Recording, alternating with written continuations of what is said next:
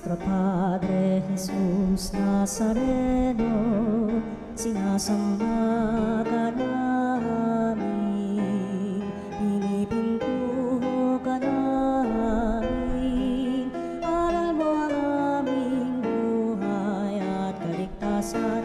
Nuestro Padre Jesús Nazareno, iligtas mo kami sa kamatayan, ang krus mong pinamatayan ay sagisag ng aming kaligtasan. Nuestro Padre Jesús Nazareno, dinarangal ka namin. Nuestro Padre Jesús Nazareno, inulwalhati ka namin. Nuestro Padre Jesús Nazareno, inarangal ka namin. Nuestro Padre Jesús Nazareno, inulwalhati ka namin.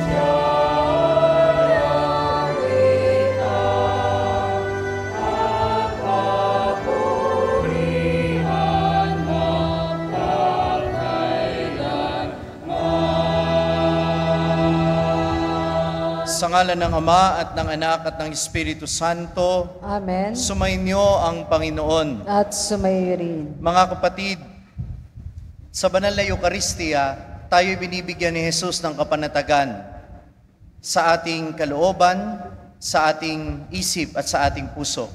Kaya naman, sama-sama tayong dumalangin na tayo'y kanyang kaawaan, lalo na sa pasimula ng ating pagdiriwang.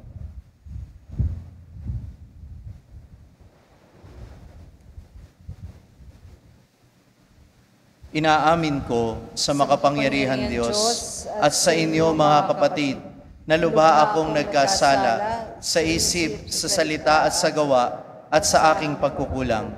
Kaya isinasamo ko sa mahal na Birheng Maria, sa lahat ng mga anghel at mga banal, at sa inyo mga kapatid na ako'y ipanalangin sa Panginoong ating Diyos. Kaawaan tayo ng makapangyarihan Diyos, patawarin tayo sa ating mga kasalanan, at patnubayan tayo sa buhay na walang hanggan. Amen.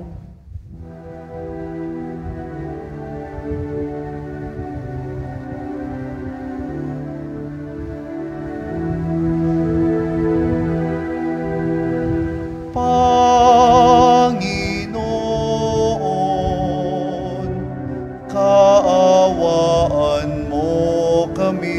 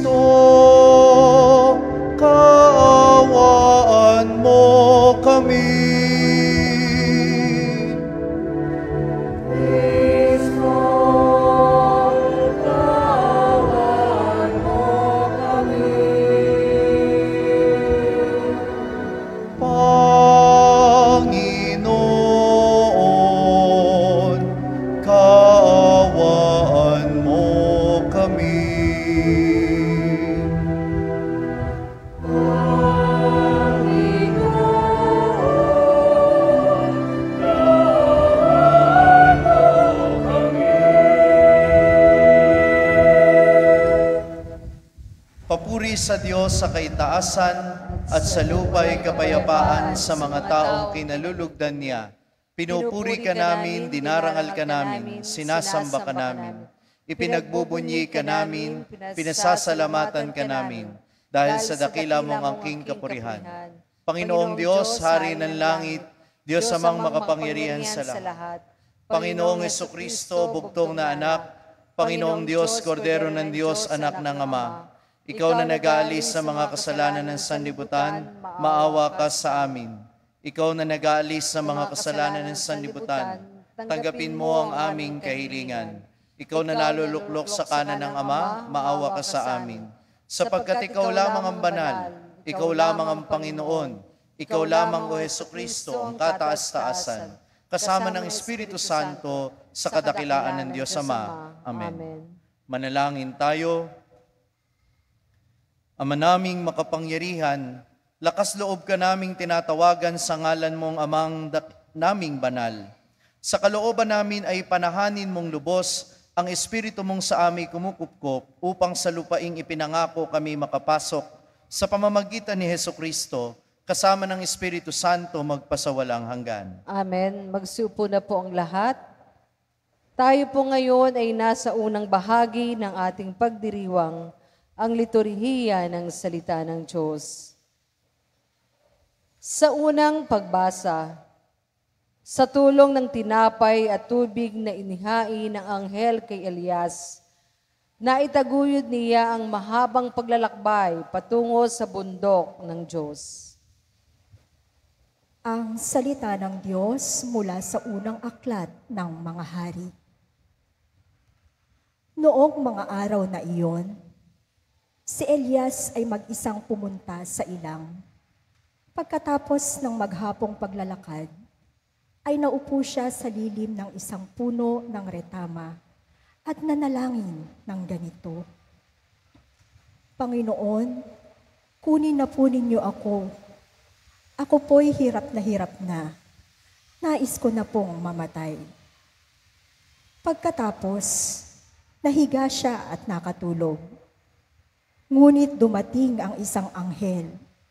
Kinalabit siya at ang sabi, Gising na at kumain ka.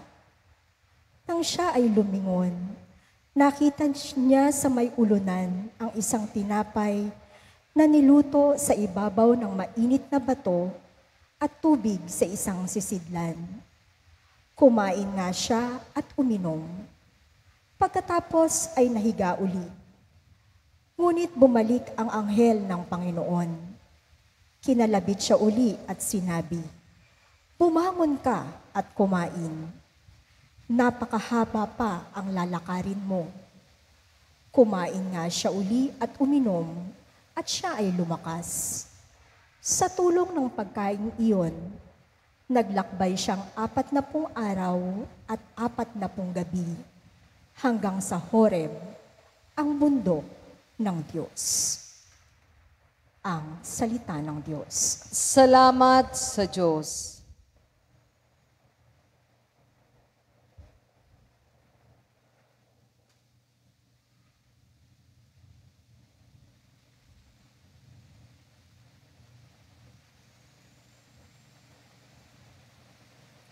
Salmong Tugunan. Magsumikap tayong kamtin ang Panginoong butihin. Ulitin po nating lahat. Magsumikap tayong kamtin ang Panginoong butihin. Panginoong aking laging pupurihin, sa pasasalamat di ako titigil. Aking pupurihin kanyang mga gawa, kayong naaabing makinig matuwa. Magsumikap tayong kamtin ang Panginoong butihin. Ang pagkadakila niya ay ihayag, at ang ngalan niya ay purihin ng lahat. Ang aking dalangin ay dininig ng Diyos, na wala sa akin ang lahat kong takot. Magsumikap tayong kamtin ang Panginoong butihin. Nagalak ang aping umasa sa Kanya, pagkat di na dibigo ang pag-asa nila.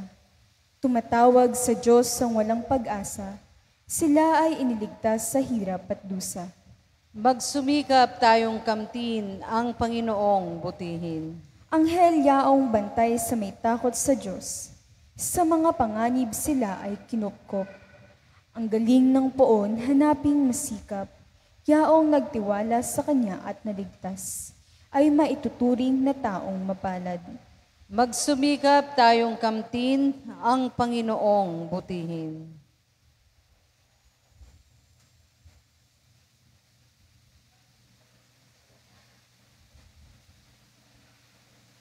Sa ikalawang pagbasa, itinuturo ni Apostol San Pablo na inihandog ni Jesus ang kanyang buhay dahil sa kanyang pag-ibig sa atin. Ang salita ng Diyos mula sa sulat ni Apostol San Pablo sa mga taga-Epeso. Mga kapatid, huwag ninyong dulutan ng pighati ang Espiritu Santo, sapagkat ito ang tatak ng Diyos sa inyo, ang katibayan ng inyong katubusan pagdating ng takdang araw. Alisin na ninyo ang lahat ng sama ng loob, galit at puot. Huwag na kayong mambubulyaw, manlalait at mananakit ng damdamin ng kapwa. Sa halip, maging mabait kayo at maawain sa isa't isa at magpatawaran tulad ng pagpatawad sa inyo ng Diyos sa pamamagitan ni Kristo. Yamang kayo'y mga anak na minamahal ng Diyos, tularan ninyo siya. Mamuhay kayong puspos ng pag-ibig tulad ni Kristo. Dahil sa pag-ibig sa atin, inihandog niya ang kanyang buhay bilang mahalimuyak na hain sa Diyos. Ang salita ng Diyos. Salamat sa Diyos. Sa mabuting balita, higit pa ang pinalalim ni Jesus ang pagpapakilala sa sarili bilang pagkaing nagbibigay buhay, sa pagsasabing ang pagkaing kanyang ibibigay ay walang iba kundi ang kanyang laman. Magsitayo po ang lahat, tayo po ay magbigay galang sa mabuting balita ng Panginoon.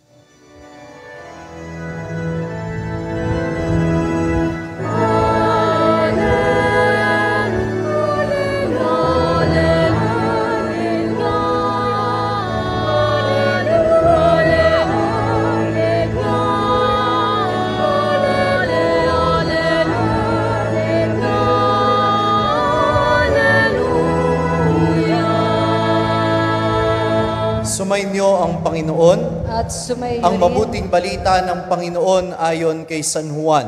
papuri sa iyo, Panginoon. Noong panahong iyon, nagbulong-bulungan ang mga Hudyo dahil sa sinabi ni Jesus, "Ako ang pagkaing bumaba mula sa langit." Sinabi nila, "Hindi ba ito si Jesus na anak ni Jose? Kilala natin ang kanyang ama at ina. Paano ngayong masasabing bumaba ako mula sa langit?" Kaya't sinabi ni Jesus, "Huwag kayong magbulong-bulungan, walang makalalapit sa akin malibang dalhin siya ng amang nagsugo sa akin. At ang lalapit sa akin ay muli kong bubuhayin sa huling araw. Nasusulat sa aklat ng mga propeta at silang lahat ay tuturuan ng Diyos. Ang bawat nakikinig sa Ama at natututo ay lalapit sa akin. Hindi ito nangangahulugang may nakakita na sa Ama. Yaong nagmula sa Diyos ang tanging nakakita sa Ama. Sinasabi ko sa inyo, ang nananalig sa akin ay may buhay na walang hanggan. Ako ang pagkaing nagbibigay buhay. Kumain ng mana ang inyong mga ninuno nang sila'y nasa ilang. Gayon may namatay sila. Ngunit ang sino mang kumain ng pagkaing bumaba mula sa langit ay hindi mamamatay. Ako ang pagkaing nagbibigay buhay na bumaba mula sa langit. Mabubuhay magpakailanman ang sino mang kumain nito. At ang pagkaing ibibigay ko sa ikabubuhay ng sanlibutan ay ang aking laman." Ang mabuting balita ng Panginoon. Pinupuri ka namin, Panginoong Hesukristo. Magsiupo po ang lahat. Magandang gabi po sa inyong lahat. Magandang gabi din po naman. Sound check ulit tayo. Anong mas malinaw? Ito o ito? Una, Ito? O ito? Sabihin nyo kung 1 o 2. 1, very good. Yun. Salamat po sa nag-ayos ng ating sound system. Happy na si Father Franz. Sorry po sa mga nalungkot dahil ako po'y na-late. Nanggaling po ako sa Barrio Anilao at sinuong ko po ang traffic papunta dito kaya po ako nahuli. Pasensya na po.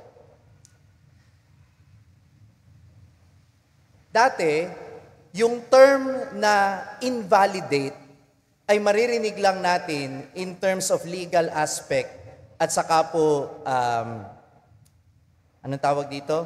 Maririnig lang natin yan sa mga term na legal o kaya ay commercial o corporate.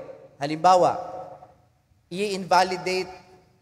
invalidate yung isang kontrata. Hindi na valid yung isang kontrata, for example, ganyan. Pero ngayon, yung term na invalidate ay mas na-associate na sa mental health at sa emosyon ng mga tao. Dahil ngayon ay marami nang merong awareness tungkol sa mental health. Sinong nakarinig na sa inyo ng mga paksa tungkol sa mental health? Taas ang kamay. Ayan. So, naririnig natin ngayon, lalo na sa mga kabataan, yung term na wag mo namang i-invalidate ang feelings ko. Invalidate? Di ba? Ganyan ngayon pagka medyo yung term ay bago o makabuluhan, inuulit. No? Invalidate. Sabihin nyo nga, invalidate. Ang ibig sabihin lang ng invalidate parang baliwalain. No? Halimbawa, sinabi sa'yo, alam mo, feeling ko nade-depress ako. Nako, hindi ka nade-depress, nalulungkot ka lang. Ayan. Para sa ilan, yan ay invalidation. Ibig sabihin, hindi mo siya pinakikinggan, hindi mo kino-consider yung totoo niyang nararamdaman dahil ang mas gusto mong paniwalaan yung sarili mo. So you invalidate the sentiment or the feelings of that person. Are you following me? Sabihin niyo ulit, invalidate. At alam niyo yung pag-i-invalidate, hindi lang yan nangyayari, hindi lang natin yan ginagawa sa ibang tao. Minsan ginagawa din natin sa sarili natin yan. We invalidate the achievements that we have. We invalidate our self-worth. Hindi natin nakikita yung halaga natin at hindi natin nakikita yung magagandang nangyayari sa buhay natin. Ini-invalidate natin yon kasi kung minsan, mas minamagnify natin yung mga hindi magandang nangyayari sa atin. Such is the case with the prophet Elijah in the first reading that we have heard today. Nade-depress siya, nalulungkot siya at gusto na niyang magpakamatay. Bakit? Una, dapat makita natin ano ba yung nangyari bago siya humantong sa ganitong sitwasyon. Kung tutusin, sa unang tingin dapat masaya siya. Tanong niyo sa akin bakit? Natalo lang naman niya yung napakaraming propeta ni Baal, daan-daan. Natalo niya sa isang showdown. Ano yung showdown? Sino ang Diyos na totoo? Yung mga propeta ni Baal, nagsasasayaw, nagkakakanta, sinasaktan nila ang kanilang sarili para lang pakinggan sila ng Diyos. Tumatawag sila ng apoy mula sa langit pero walang dumating. Samantalang si Elias, iisang tao lang siya. At nagdasal lang siya ng taimtim sa Panginoon. At yung mga panggatong at yung alay na binasa, basang-basa, natupok ng apoy mula sa langit. Grabe yung tagumpay ni Elias. Pero dahil dun sa kanyang tagumpay, napag-initan siya ni Reyna Jezebel na siyang kakampi nung mga propeta ni Baal. Kaya siya'y ipinapahana para patayin. Pagod na si Elias ang katatago at katatakbo. Kaya dumating siya sa punto na sinabi niya sa Panginoon, patayin mo na lang ako. That is suicidal thoughts. At anong ginawa sa kanya ng Panginoon? Pinatulog siya at saka pinakain para kumalma.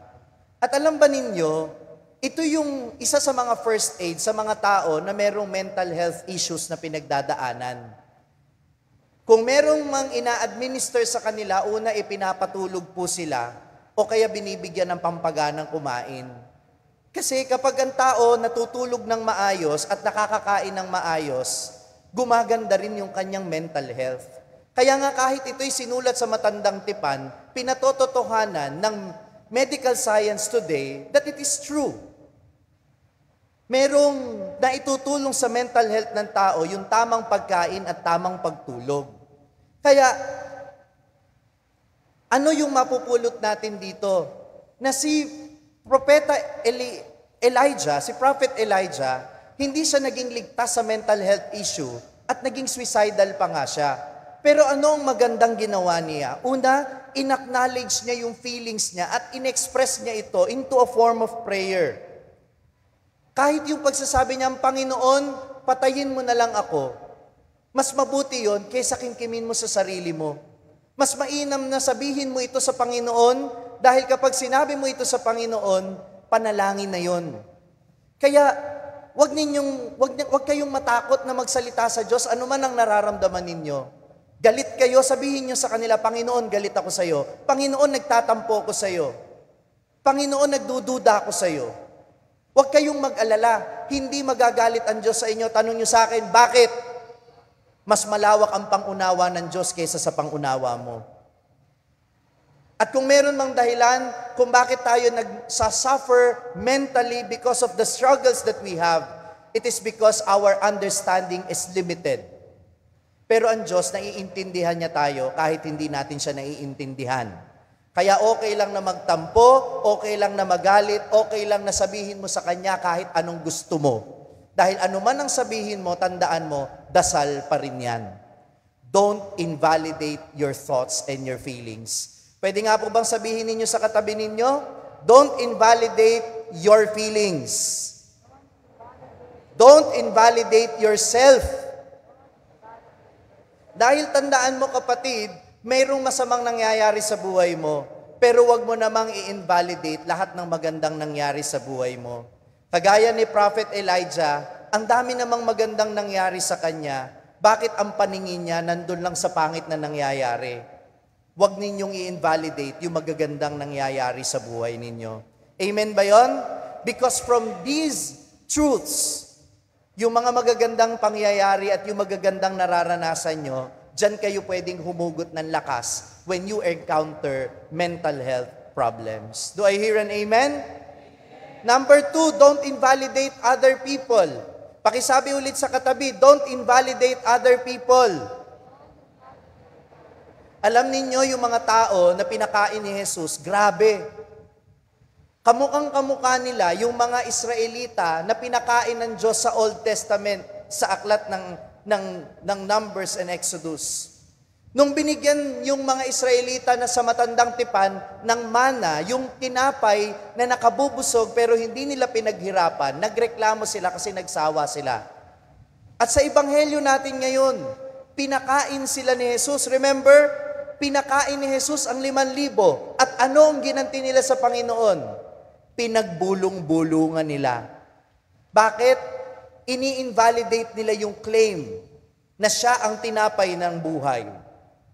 Ano ang sinasabi nila? Paano magiging tinapay ng buhay yan? Kilala natin yan. Anak ni Jose yan. Hindi yan bumaba mula sa langit dahil yan ipinanganak dito sa lupa.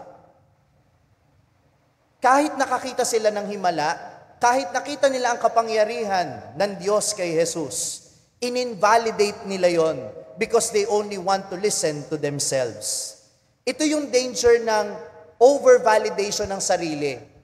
Na kapag masyado namang tumaas yung level ng confidence mo na ikaw lang ang tama, ikaw lang ang totoo, ikaw lang ang mabuti, ikaw lang ang dapat paniwalaan, hindi ka na marunong makinig sa ibang tao, ini-invalidate mo na sila.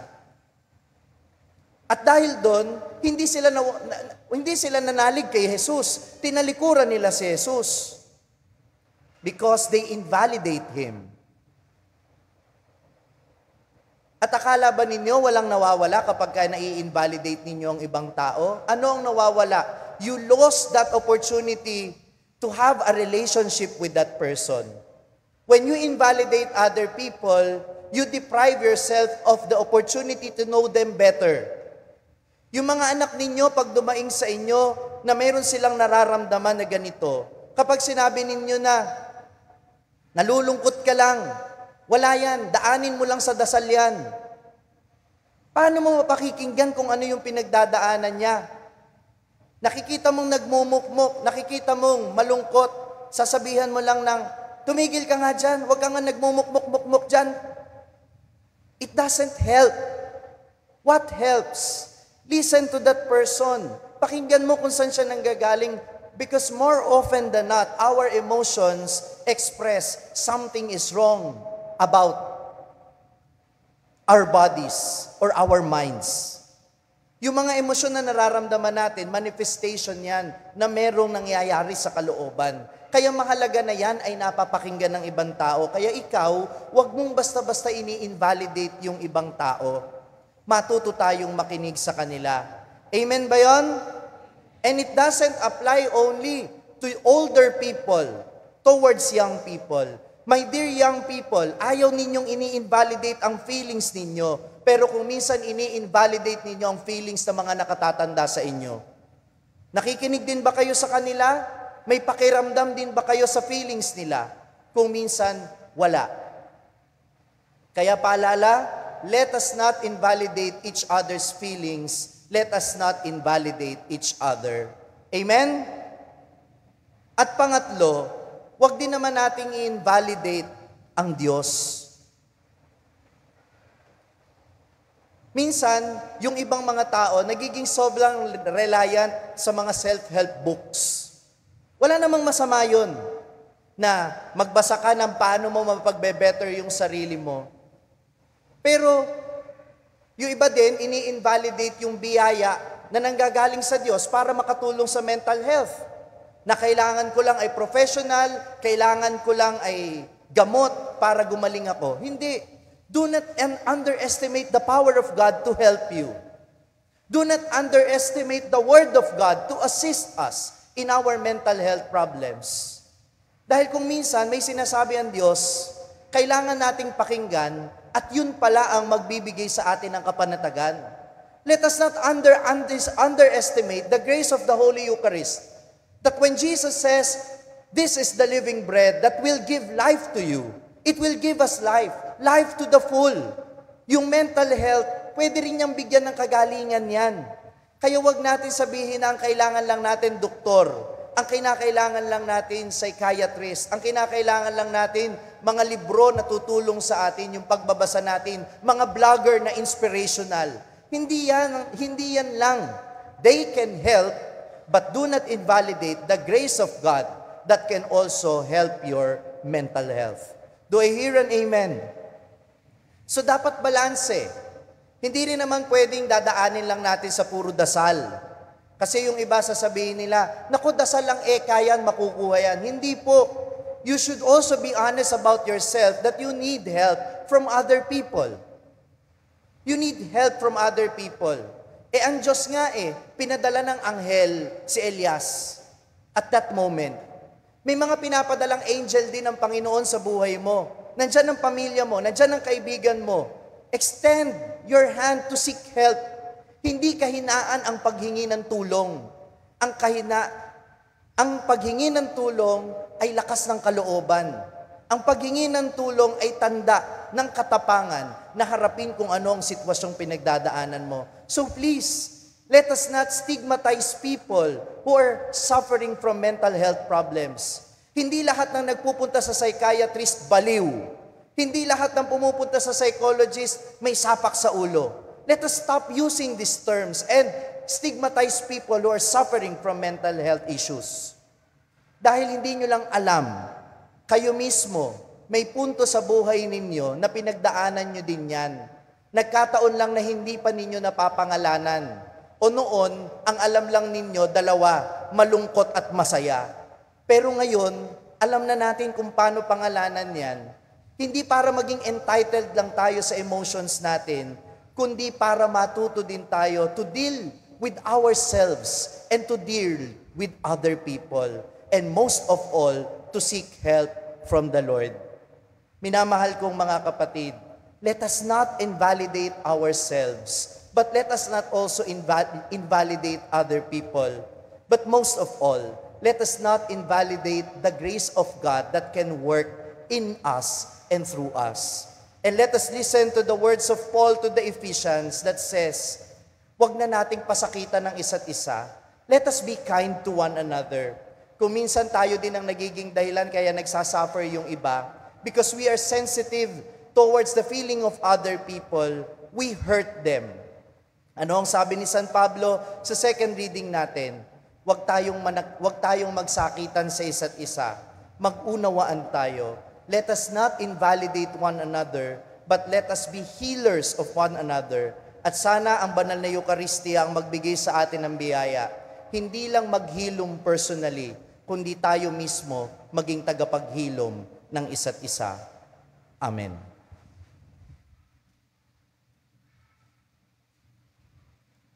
Magsitayo na po ang lahat. Sumasampalataya ako sa Diyos, amang makapangyarihan sa lahat, na may gawa ng langit at lupa. Sumasampalataya naman ako kay Jesucristo, iisang anak ng Diyos, Panginoon nating lahat. Nagkatawang tao siya, lalang ni Espiritu Santo, pinanganak ni Santa Mariang Birhen, pinagpakasakit ni Poncio Pilato, pinako sa krus, namatay nilibing. Nanaog sa kinaroroonan ng mga yumao, nang may 3 araw na buhay na maguli, umakyat sa langit, naluklok sa kanan ng Diyos sa mga makapangyarihan sa lahat. Doon magmumula ang paririto at hukom sa mga nabubuhay at nangamatay na tao. Sumasampalataya naman ako sa Diyos Espiritu Santo, sa banal na simbahang Katolika, sa kasamahan ng mga banal, sa kapatawaran ng mga kasalanan, sa pagkabuhay na maguli na ng matay na tao, at sa buhay na walang hanggan. Amen. Yayamang tayo'y mga anak na minamahal ng Diyos, dumulog tayo sa Ama, Panginoon, dinggin ang iyong bayan. Tayo pong lahat, Panginoon, dinggin ang iyong bayan. Para sa simbahang nilisan ng mga kasaping na akit sa maling turo at paniniwala, upang maging matiyaga ang mga paring maibalik sila sa hapag ng Eucharistia, manalangin tayo sa Panginoon. Panginoon, dinggin ang iyong bayan. Para sa mga sugatan sa buhay at salat sa ikabubuhay, upang matagpuan nila ang katatagan sa pagsasalo sa pagkaing nagbibigay buhay, manalangin tayo sa Panginoon. Panginoon, dinggin ang iyong bayan. Para sa mga nahihirapang magpatawad, upang ang Eucharistia ang pumawi sa kanilang galit at puot, manalangin tayo sa Panginoon. Panginoon, dinggin ang iyong bayan. Para sa mga nauuhaw sa katotohanan, nagugutom sa katarungan at naghahanap ng makabuluhang buhay upang ang pagtitipon sa banal na Eucharistia ay makatugon sa kulang sa kanilang buhay. Manalangin tayo sa Panginoon. Panginoon, dinggin ang iyong bayan. Isama natin sa ating panalangin ang intensyon ng mga nagpamisa at idulog natin ngayon ang ating mga kahilingan.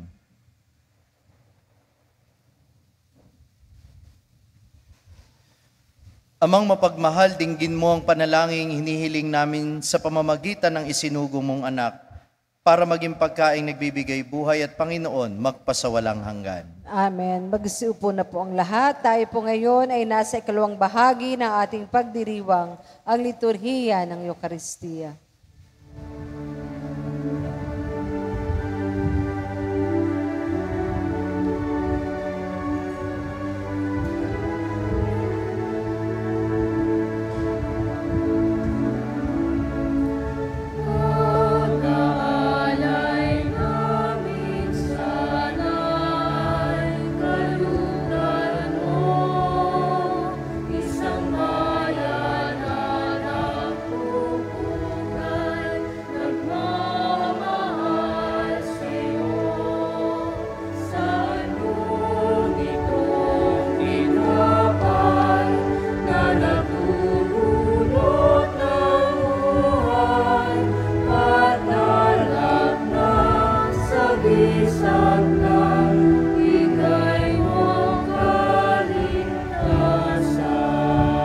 Magsitayo na po ang lahat. Manalangin kayo mga kapatid upang itong ating paghahain ay kalugdan ng Diyos amang makapangyarihan. Tanggapin nawa ng Panginoon itong paghahain sa iyong mga kamay, sa kapurihan niya at karangalan sa ating kapakinabangan at sa buong sambayanan niyang banal. Ama naming lumikha, kalugdan mo ang mga alay ng iyong sambayanan Ang pinagmamagandang loob mong ibigay sa amin upang maihain ay siya nawang gumanap ng iyong ginagawa upang kami tubusin.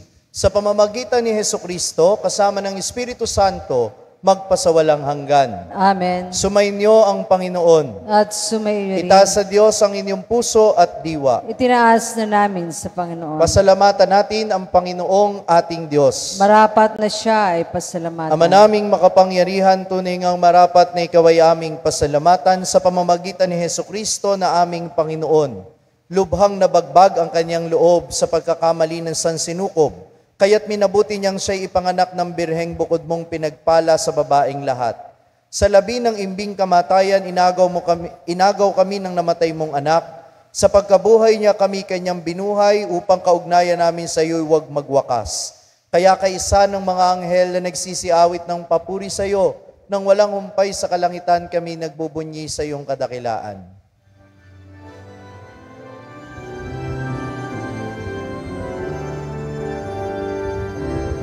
Santo, Santo, Santo, Diyos na mga hukbo, Namumuno ang langit at lupa ng kadakilaan mo.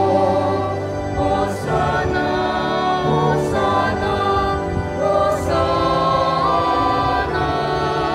Hosana, Hosana, sa kaitaasan. Pinagpalang ka paririto sa ngalan ng Panginoon. Hosana, Hosana, Hosana, Hosana, Hosana, sa kaitaasan. Magsiluhod po ang lahat. Ama naming banal, ikaw ang bukal ng tanang kabanalan, kaya't sa pamamagitan ng iyong Espiritu, gawin mong banal ang mga kaloob na ito upang para sa amin ay maging katawan at dugo ng aming Panginoong Hesukristo. Bago niya pinagtiis ang kusang loob na maging handog, hinawakan niya ang tinapay. Pinasalamatan kaniya, pinaghati-hati niya yon, iniabot sa kaniyang mga alagad at sinabi, "Tanggapin ninyong lahat ito at kanin, ito ang aking katawan na ihahandog para sa inyo."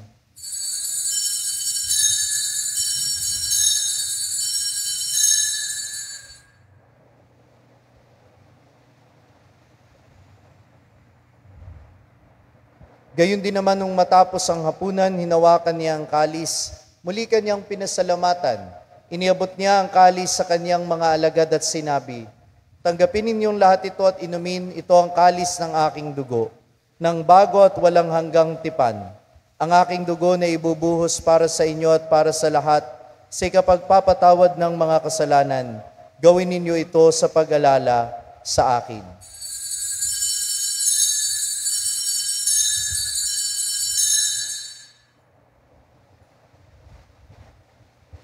Magsitayo na po ang lahat. Ipagbunyi natin ang misteryo ng pananampalataya. Si Kristo ay namatay, si Kristo ay muling nabuhay, si Kristo ay babalik sa wakas ng panahon. Ama, ginagawa namin ngayon ang pag-alala sa pagkamatay at muling pagkabuhay ng iyong anak. Kaya't iniaalay namin sa iyo ang tinapay na nagbibigay buhay at ang kalis na nagkakaloob ng kaligtasan. Kami nagpapasalamat dahil kami iyong minarapat na tumayo sa harap mo para maglingkod sa iyo.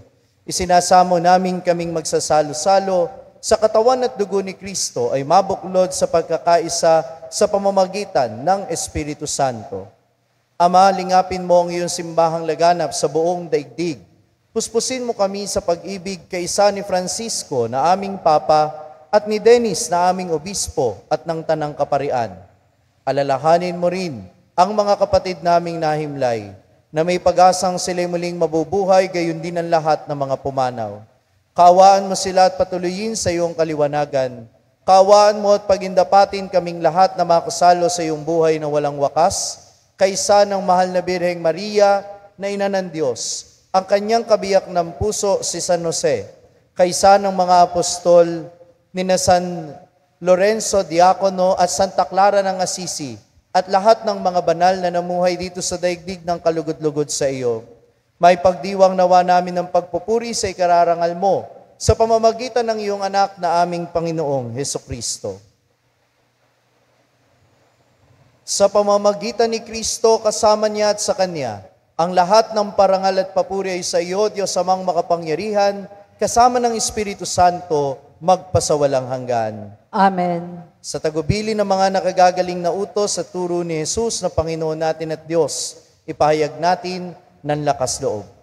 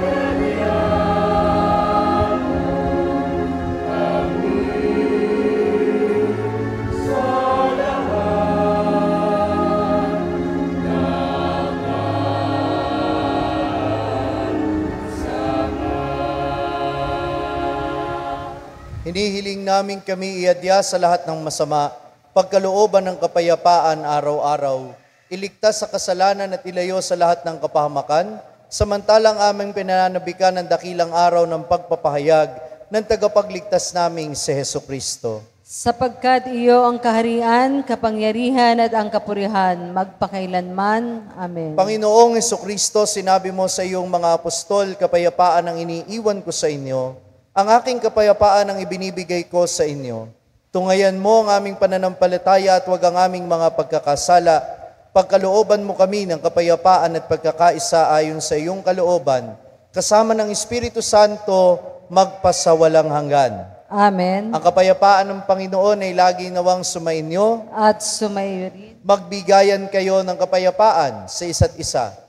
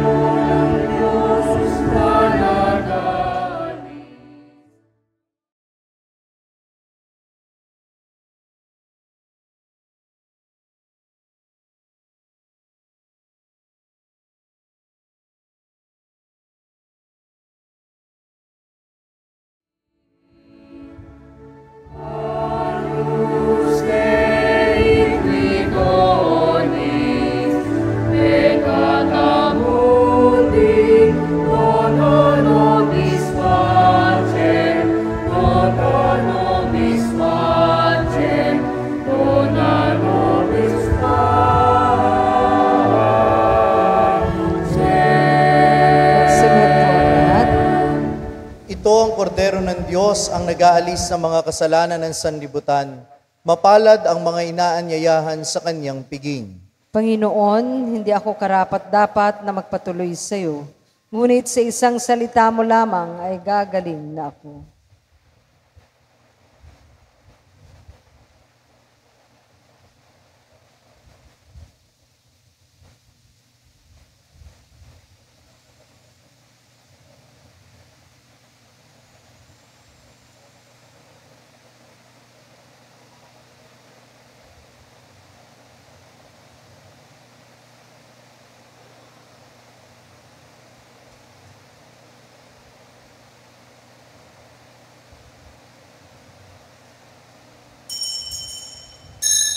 Mangyari lamang pong hintayin ang atas ng mga asherets bago pumila sa pangungunyon. Maraming salamat po.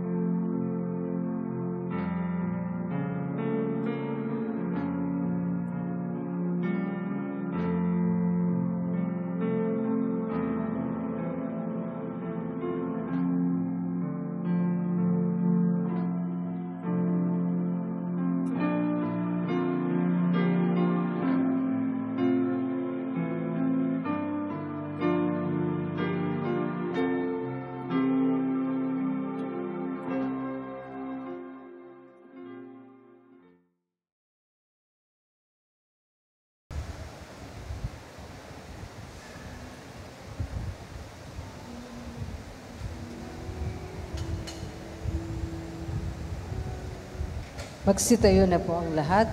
Manalangin tayo. Ama naming mapagmahal, ang pakikinabang namin sa banal na piging ay magdulot nawa sa amin ng kaligtasan at magtanghal sa amin sa luningning ng iyong katapatan sa pamamagitan ni Hesukristo kasama ng Espiritu Santo magpasawalang hanggan. Amen. Awitin natin ang pasasalamat.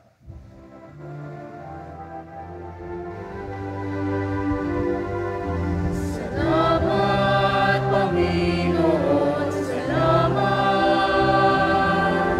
Salamat. Salamat sa iyo. Salamat sa nakaraang linggo. Salamat sa mga biyaya mo. Dalangin sa'yo ay papalain ang darating sa aming Isang linggo upang dito kami ay magkatipon para magpasalamat sa iyo. Salamat, Panginoon. Salamat. Salamat po sa lahat ng mga naglingkod sa ating dambana, sa lahat po ng mga nagpamisa at sa inyong lahat na nagsimba ngayon. Ingat po kayo pauwi. Sa mga bisita po natin na naririto, taas nga po ang kamay ng mga dumayo ngayon sa Baraswain, kung meron. Welcome po sa inyong lahat, palakpakan po natin sila. At muli ang aking paanyaya sa inyo, next year, Sa pilgrimage, kasama ako, January 19 to February 4, Pilgrims of Hope to the Eternal City and Beyond. Badalawin po ang simbahan ng Lourdes sa France at ang Fatima, Portugal, gayon din ang simbahan ni Padre Pio, kung saan siya nakalibing sa Italy. At syempre, tampok ang pagpasok sa Holy Door sa St. Peter's Basilica sa Rome na binubuksan lang once every 25 years. Kaya kung gusto po ninyong sumama, ay magpa-reserve na po kasi po ay out of 30 slots, 15 na po ang taken at confirmed. So 15 na po ang nag-confirm na sasama, kaya po pwede pa pong humabol. Sana po ay makasama kayo sa banal na gawaing ito.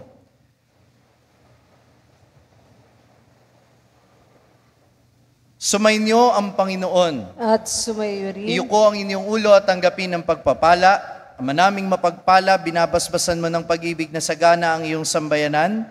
Ipagkaloob mong ang iyong mga pinagpapala ay maging matatag sa pagkakamit ng iyong lakas na tatanawing utang na loob sa iyo.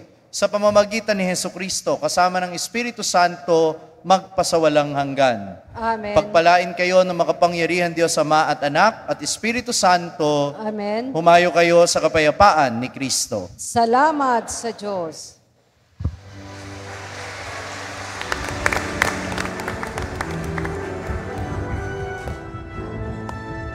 Nuestra Señora del Carmen, mahal na ina namin, patrona ng kasaysayan, simbahan ng Maraswain, pagpalain mo po ang parokya, gabayan ang aming pamilya, tulungan mo kaming lubos na magmahal sa bawat mga kaaway, kami ay patnubay.